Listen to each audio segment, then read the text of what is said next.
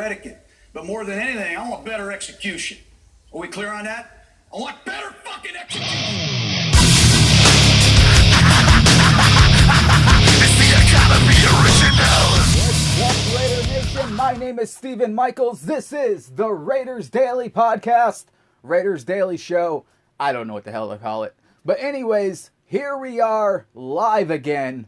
So let's talk about the silver and black. The big news today, this morning, is that the Raiders and Hunter Renfrow agree on a new extension, which I've been, if you follow me on social media or whatever, I've been telling you this is going to happen very soon. It has happened. He gets, I believe the deal was, it's a $32 million deal. But he gets $21 million in guaranteed money. That's all what really these players care about, is that guaranteed money. $21 million. I believe he gets $9 million for a signing bonus. So he is set, this dude, for at least another 2 seasons. The Raiders need to lock him up. Otherwise, he would be gone after this season. And listen, they got him at a very, very good price.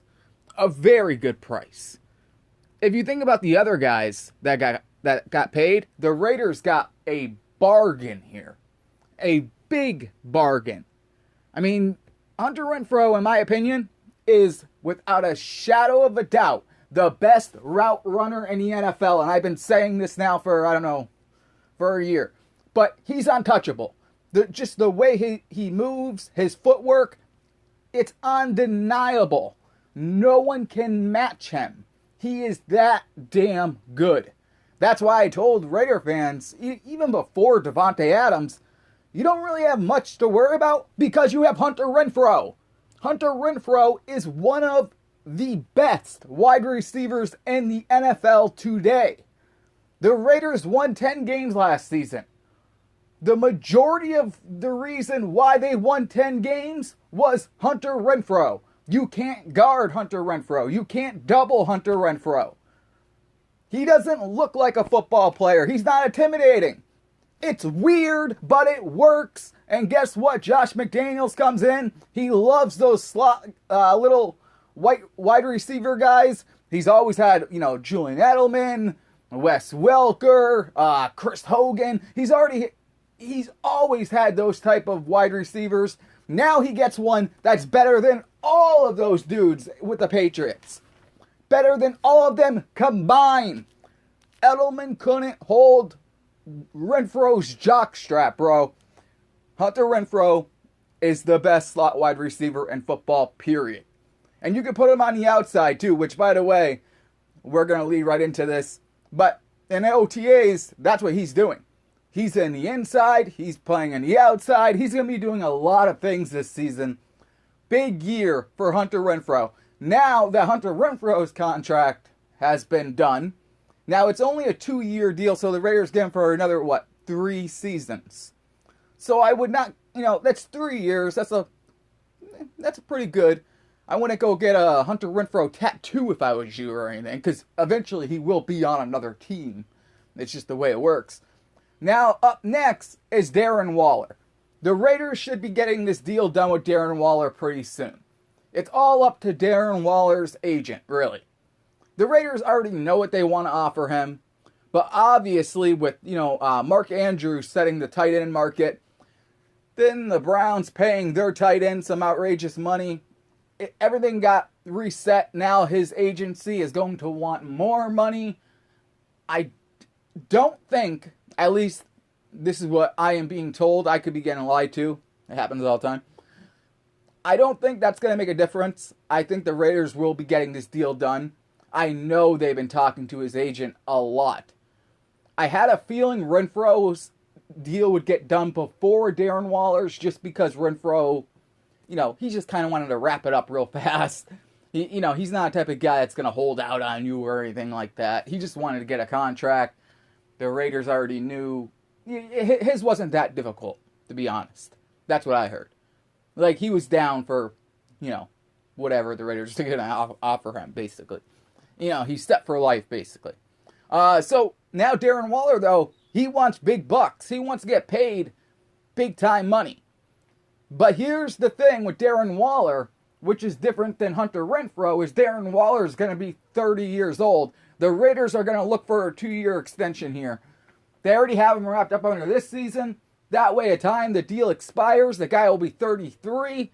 You can go from there. You know, if this guy is still killing it at 33 years old, you can go from there. Remember, this guy's had injuries and injuries, age, you all got to factor that in. So a 2-year deal seems appropriate. I think it will get done before training camp. I really do. But I know for a fact. This is not my opinion, not speculation. I know for a fact one of the things holding this back, other than Darren Waller's agent wanting a ton of money, is the Raiders are a little bit concerned. You know, his age and those injuries, paying a guy crazy money, and then all of a sudden he's not on the field. So that is concerning. That is concerning. He was out a lot of games last season. And by the way, the Raiders actually played better when Darren Waller was out of the game. But this season, I think, will be a little bit different since you have Devontae Adams. You have Keelan Cole, who's going to be awesome. Way under the radar. I'll talk about him in a second. But, yeah, you have these guys that's why I think it'll be different. But I do think Darren Waller's deal will get done very, very soon. Don't ask me what kind of numbers there will be. I have no idea. I don't think, even though he wants to be the highest paid tight end in the National Football League, I know for a fact right now what the Raiders are talking about, he would not become the highest paid tight end in the National Football League. But it's negotiations, so that could change. Right now, as I record this, they could already be talking about the highest paid tight end. You know what I mean? The numbers could already be there. Who knows? But I think it will be wrapped up soon. So now, OTAs, they've been happening. Let's just be honest here. I'm always honest to you guys. OTAs is not real training camp. You can't do much in OTAs. This is the truth. People who don't know football, who are just fans, that have like YouTube channels and shit like that, they're gonna pump you up, and because they don't know football. That's why. I'm just being honest. They don't know football. They don't know what OTAs even is. OTAs is basically, I mean, if you played any football at all throughout your whole life, OTAs is basically like, let's say you're on a high school football team. You know, when you first meet your coach, you know, you do some stretches, you just run around, and, you know, he gets a look at you, do a few drills. It's like that. You're in shorts. That's what OTAs is. You get to look at guys' speed, but mostly coaches are out there just teaching guys different techniques and things like that. You can't really put in like schemes and things like that because there's no hitting. It's hard to judge the defense as a whole. You can practice what kind of formations and things like that you want players to get into. You can, like I said, teach guys techniques. You can have Derek Carr throw bombs to Devontae Adams. They can drop little plays here and there. You can shuffle the O-linemen, watch their footwork, watch how they hit the bags, things like that. And that's what they've been doing at OTAs. The offensive line, they've been switching this guy and this guy and this guy. So far, Alex Leatherwood has had a lot of action at right tackle. Will Josh McDaniels trust Alex Leatherwood to be the right tackle? Now, like I said, this is just OTAs. When we get into camp, that's when he'll have to earn that right tackle job. Right now at OTAs, yeah, he's with the first unit. It's OTAs. He doesn't have Chandler Jones running at him right now. You know what I mean? He's not getting... Once training camp starts, the refs are there. That's when we'll see how he does that right tackle. Because Josh McDaniels is not going to let Alex Leatherwood start at right tackle if he's, doing what he does, which is holding a lot, getting beat a lot, and basically holding, false starts, stuff like that. That's something Josh McDaniels does not want. Now, Illuminar has taken some reps at right tackle. Brandon Parker, obviously, has taken reps at right tackle. They've been moving all of those guys around, but Leatherwood has had the majority of time at right tackle. Then, like I said, the whole offensive line, guys are moving different positions. The rookie Parham there, he's Josh Simpson, better watch his back because Parham has been moving right into his spot. So that's going to be a battle right there. And this coaching staff does not care if you've been there for 5 years, if you've been there for 2 years, if you're a rookie. They just want the best players to fit what they are doing, to fit their schemes. So guys that may have sucked last season in Gus Bradley's scheme might be better in a Patrick Graham scheme. That's why, guys like Amik Robertson, the guy's been a complete bust. The guy has sucked, right? Well, he has the body type of a guy that would play in a Patrick Graham scheme. So they've been looking at him because he does have a lot of potential. That's why the Raiders took him. I mean, the guy has that potential. He just can't put it on the field. So they've been working a lot with this guy because they think they can get something out of him that would be wonderful for the silver and black. I mean, they have all these guys that, you put your hands in the air and say, well, they're worthless, right? Jonathan Abram, Amik Robertson, guys like that. Well, if they can work better in this scheme, remember, this is a whole different scheme. We're no longer in the Gus Bradley, hey, take anything you want in the middle type defense. They're no longer doing that. And Patrick Graham will adjust his defense to the skill set of the players. That is the difference between him and Gus Bradley. He will adjust what he's doing. So when I say, they're going to play a 3-4 the Raiders, there's going to be times where they're not in a 3-4. They're in a 4-3. They're not going to be 3-4 all the time. They're going to be coming out of the nickel. They're going to be doing, in a 4-3 sometimes and in a 3-4. But these guys can learn different techniques and a different scheme. The scheme is completely different from what Gus Bradley was running. Maybe these guys will have success under Patrick Graham, under better coaches. Let's be honest here, okay? This coaching staff, at least on paper, they're better than what the Raiders had. I will say one thing. I do think, I don't know why fans trash on this guy, but I think Tom Cable's a really, really good offensive line coach. I don't know if their offensive line coach is better than Tom Cable. Tom Cable, people forget. I mean, Tom Cable has gotten great production out of guys you never thought he would get good production out of. Tom Cable did a great job with the Raiders. He really did. So hopefully that can carry over. Hopefully these guys, they can take what they learned from Cable, and then these new guys the Raiders have at coaches can install what they want these guys to do and maybe make these players complete players, maybe make them better. And then guys like Alex Leatherwood, who looks like a first-round bust, won't be a bust. Same thing on the other side of football. You got Clinton Farrell, right?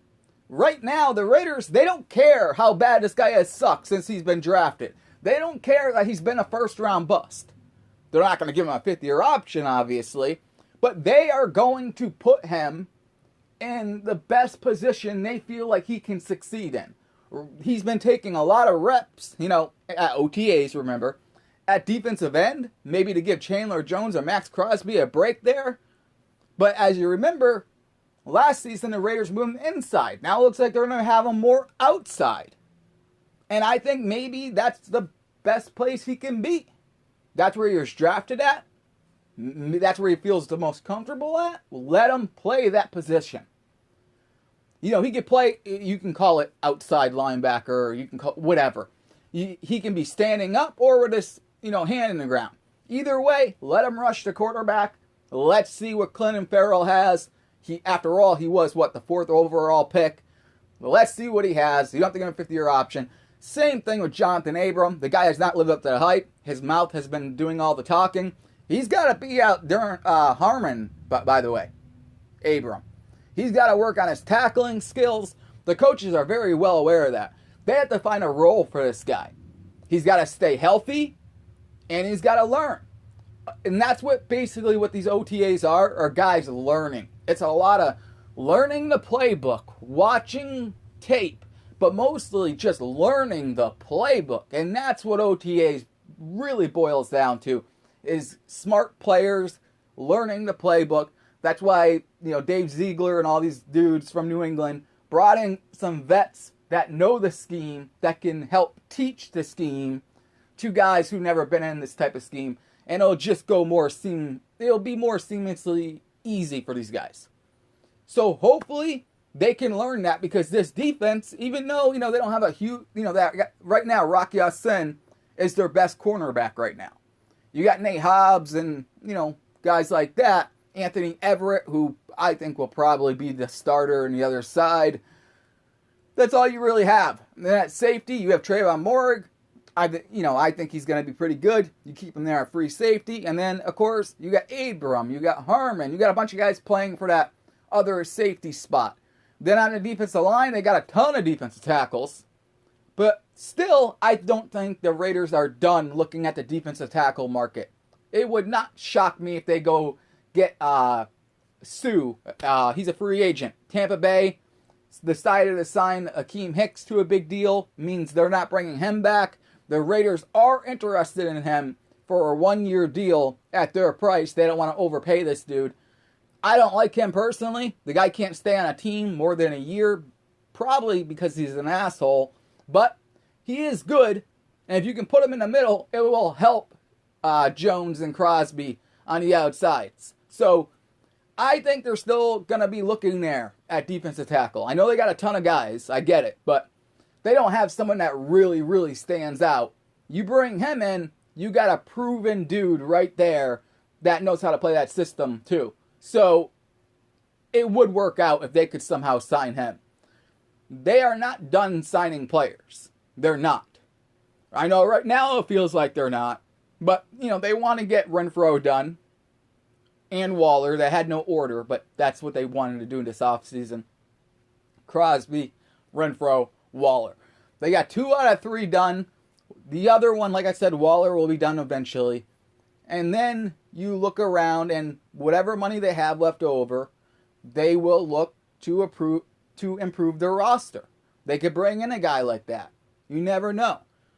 And then, of course, you got battles all over the place, which, we'll talk about throughout the summer. But on the opposite side of the ball, you have so many running backs. You have Brandon Bolden, Amir Abdullah, Josh Jacobs, Zamir White. I mean, there's 4 running backs right there. I don't know if they're going to carry 4 running backs. So that's a battle to watch out for. Brandon Bolden, I think, versus Abdullah. Josh Jacobs has been inside most of the time. People are making a big deal about that right now. I am not. He's just probably doing work inside. So who cares? I know the media's mad because the team won't let them get close to action. That's by design. Probably because they think one of the media people are leaking things, or they are potential leakers to other teams, so they don't trust someone, so they keep the media far away. Honestly, that's probably what it is. There's a reason for it, and that's probably what it is. We know there's certain people in the media that simply can't stand the Raiders. Josh DeBow hates the Raiders. We all know that. I wouldn't trust that guy watching my practices. I really wouldn't. With all the shit he talks on Twitter, I wouldn't allow him to be next to us while we're, learning new terminology and things like that. No way. How do I not know he's not going to call San Francisco and give them every intel he's written down everything, give them everything? How do I know that? You don't. So I would keep them far away too. Sorry. Wah. Anyways, OTAs, the competition will heat up once we get into training camp. Like I said, and then you got the wide receiver position. Again, Devontae Adams, Hunter Renfrow, those are your 2 big stars right there. Keelan Cole, who I've been told has been looking phenomenal with Derek Carr throwing to him. And then you got DeMarcus Robinson and Mac Hollins. Those guys will be competing. You got a ton of wide receivers there. I wouldn't be shocked if the Raiders brought in another one eventually, some veteran down the line, in July or something. Who knows? But telling you right now, things are looking good. The Raiders are accomplishing what they want to accomplish. The team is learning. Yes, they got a lot to learn on defense and on offense, by the way, because it is all new terminology. But, you know, the offensive line has to learn everything. That's what OTAs are for. Once you get in a training camp, you're hoping all the guys have studied the playbook. They know what they're doing. They're trying to teach everyone the new techniques and their, you know, where to line up and things like that. Once they get the playbook down, they can hit the ground running in training camp. And this team, hopefully, can be something special. They have the talent. Now, can they put that talent on the field and win games? Is Josh McDaniels the right guy to lead this team? Only time will tell, but guess what? He cannot blame lack of talent for this, because the Raiders are loaded. And they are getting disrespected. I see the Raiders get, you know, they're these odds makers, DraftKings or whatever, below me. They don't know shit. All these people, they're putting, you know, the Raiders are dead last. People are picking the Raiders dead last to win the division. Listen, the Raiders are loaded. If you can't stop that offense, all that offensive line has to do is hold up just long enough so Derek Carr can get the ball out of his hands. And even if it's only a 5-yard throw, these guys are really good with yards after the catch. Darren Waller, Hunter Renfrow, Devontae Adams. How are you going to stop that? How are you going to stop all these running backs? You got Zamir White and Josh Jacobs that can pound you all day long. Then you got Brandon Bolden, you know, third down guy, scat back, always open for screens. It's going to be a tough offense to hold on to. I'm telling you that right now. The defense, we don't know. It's a work in progress. We don't know. But hopefully with Chandler Jones and Max Crosby on each side, they'll be able to get enough pass rush where this team, which this is what Patrick Graham is built to do, can get some big-time interceptions, big-time turnovers. That's why Patrick Graham's there. That's why his scheme is there, to create turnovers. As you know, Gus Bradley, his defense did not create a lot of turnovers. That's the whole point of Patrick Graham's system, is to get interceptions. The Giants got a lot of interceptions when he was there. He's always had success doing that. Always. So let's see if the Raiders can do that, because if they can do that, they can get interceptions and they can give their ball to their offense. The Raiders, screw what the sports books say, they're going to win that AFC West title. They will beat the Kansas City Chiefs. They will beat the overrated Denver Broncos. They will beat the Chargers, and they will march their way to an AFC West title this coming season. Mark my words. All right, everyone. Thanks for listening. If you want, you can please donate to this show. Cash App, it's just the Raiders Daily with the money sign. Venmo is the Raiders Daily Podcast. And the links are in the description when I upload this to YouTube. But I'm just talking for people who are listening to this on Spotify, which is 90% of the people. So anyways, please donate to the show. I would really appreciate it, because we have no ads here. I don't do any infomercials during the show or anything like that. Sorry, I can't do it. So I'm relying on Raider Nation and keep my dignity, so I don't have to talk about ball cream or some weird shit like that. All right, everyone. Love you all. OTAs is just getting going, or they're almost wrapping up. Then we got an off season. We'll see what the Raiders do. Darren Waller is going to get paid next. Then, of course, training camp. All of these battles. But feel good about it. Hunter Renfrow will not be going anywhere else after this season. That is one thing we can all sign a big relief for. Take a breath. He's going to be a Raider for a while. At least a few years. So that's really good. Let's get Darren Waller's contract done. Then let's get off and let's get going. And let's win some championships. My name is Stephen Michaels. This is the Raiders Daily.